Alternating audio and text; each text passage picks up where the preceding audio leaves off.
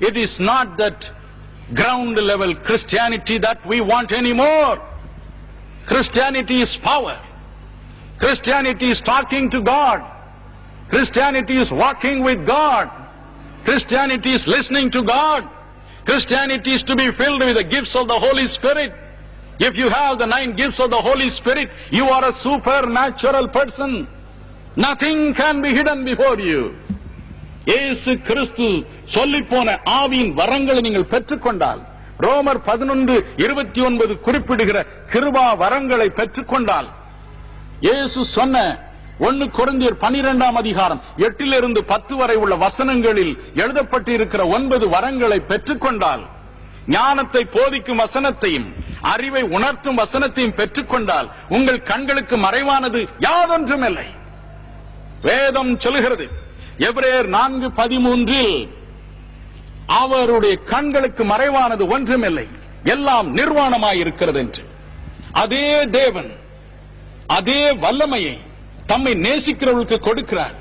ஆவியின் ஒரு வரமாக கொடுக்கிறார். The gift of the Holy Spirit, பரிசுத்தாவின் வரமாக அதை பொழிந்தருளுகிறார். வேதம் சொல்லுகிறது, வெளிப்படுத்தின விசேஷம் 1:14, 2:18 இவைகளை வாசித்து பாருங்கள். இயேசு கிறிஸ்துவின் கண்கள் அக்னி ஜுவாலை போன்ற கண்களாயிருந்தன. ஆகவேதான் அவர் நத்தான்வேலை கண்டவுடன் இதோ கபடற்ற உத்தம இஸ்ரவேலன் என்று சொன்னார். ஒவ்வொருடைய இருதயத்தின் காரியங்களையும் திட்டமும் தெளிவுமாய் அவரால் அறிய முடிந்தது என்று யோவான் 2:24-25 சொல்லுகிறது. என் அன்பு சகோதர சகோதரிகளே, எத்தனை நாட்கள் நாம் இந்த தரைமட்ட கிறிஸ்துவ வாழ்க்கையில் இருக்க போகிறோம்? How long? நம்முடைய உலக வாழ்க்கையின் தரம், the economic condition, மேலே வர வேண்டும் என்று எத்தனையோ முயற்சிகளை செய்கிறோம். ஆனால் நம்முடைய ஆன்மீக வாழ்க்கை முன்னுக்கு வர வேண்டும் என்று, நான் இயேசுவை பார்க்க வேண்டும், அவரோடு பேச வேண்டும், அவருடைய இயற்கைக்கு அப்பாற்பட்ட சக்தியை தரும் வரங்களை பெற வேண்டும் என்று நாம் ஏன் விரும்பி கேட்கக்கூடாது? வேதம் சொல்லுகிறது, லூக்கா 11:9-10 கேட்கிறவன் எவனும் பெற்றுக்கொள்கிறான், கேட்கிறவன் எவனும் பெற்றுக்கொள்கிறான், அப்பொழுது ஒருவனும் நம்மை மேற்கொள்வதில்லை. யோசுவா 1ஆம் அதிகாரம் 5ஆம் வசனத்தை வாசித்து பாருங்கள். யோசுவாவோடு தேவன் பேசினார், யோசுவா பயப்படாதே, மோசையோடு இருக்கிறது போல நான் உன்னோடு இருக்கிறேன், அவனோடு எப்படி இருந்தேனோ அதுபோல உன்னோடும் இருப்பேன், நான் உன்னை விட்டு விலகுவதும் இல்லை, உன்னை கைவிடுவதும் இல்லை. எப்படி அவனுக்கு இந்த பாக்கியம் கிடைத்தது? உபாகம் 34ஆம் அதிகாரம் 9வது வசனத்தை வாசித்து பாருங்கள்.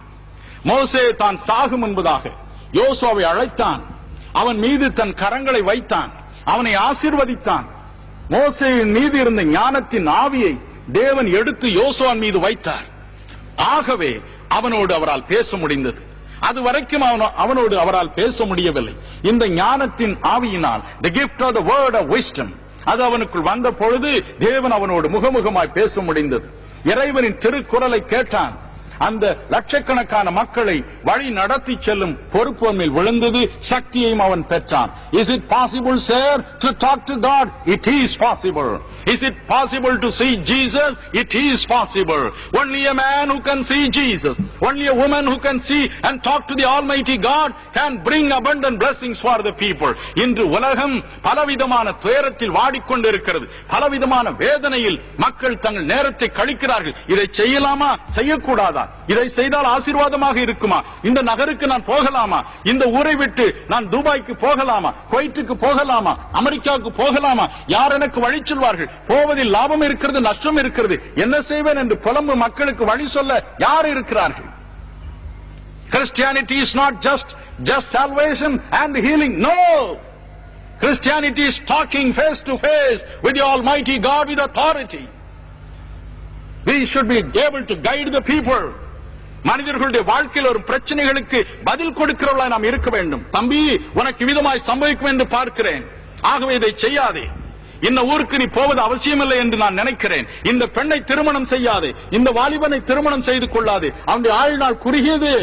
You should be able to say. வேத புத்தகத்தை வாசித்து பாருங்கள். தீர்க்கதரிசிகள் எப்படி இருந்தார்கள்?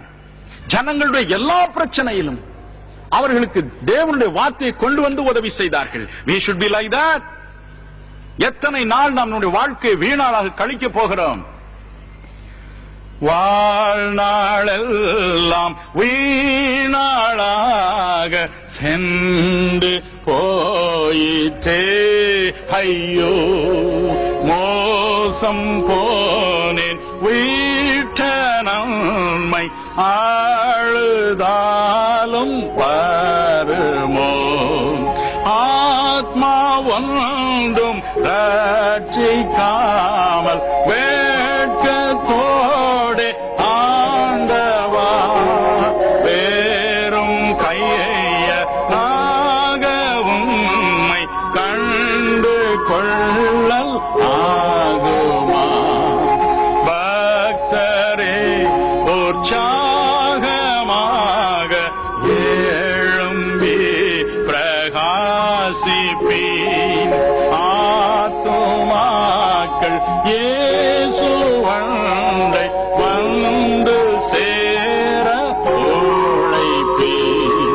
ஆத்மா ஒன்றும் ரட்சிக்காமல் வேட்கத்தோடு ஆண்டவா வேறும் கையனாக உம்மை கண்டு கொள்ளல் ஆகுமா. என அன்பான வாலிப சகோதர சகோதரிகளை, இயேசுவை அறிந்தோம் என்று சொல்கிறீர்களா? இயேசுவின் ஆவியினால் நிறைந்திருக்கிறோம் என்று சொல்கிறீர்களா? அதோடு நின்று விடாதிருங்கள். வெறும் உணர்ச்சி வசப்பட்ட ஊழியத்தை செய்வதில் பயனில்லை. சுவாமி, என்னை உம்முடைய வரங்களினால் நிரப்பியருளும். நான் உம்மை தரிசிக்க வேண்டும், உம்மை பார்க்க வேண்டும், உம்மோடு பேச வேண்டும். என்னுடைய நகரத்தில், என்னுடைய தெருவில், என் கிராமத்தில் இருக்கும் மக்களுக்கு நான் ஒரு தீர்க்கதரிசியாய் வழங்க வேண்டும் என்று கதறுவீர்களா? இரத்த கண்ணீரை வடிப்பீர்களா? அப்பொழுது கர்த்தர் உங்களுக்கு அந்த பாக்கியத்தை கொடுப்பார். அப்பொழுது ஆத்துமாக்கள் உங்களை தேடி வருவார்கள். இப்பொழுது சொல்லுங்க.